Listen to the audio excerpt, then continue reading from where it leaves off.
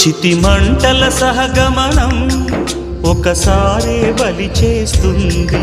పతి విడిచిన సతిగమనం ప్రతి నిమిషం రగిలిస్తుంది.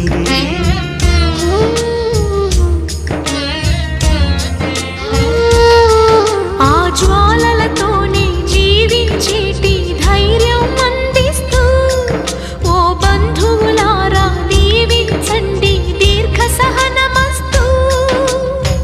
నువ్వు రామా మాంగల్యమా వివాహపు వేదికలో నిన్ను ముడేసిన నిన్నటి వేళ్ళకి విడాకుల వేడుకలో నేడు తెంపడం నేర్పడానికి.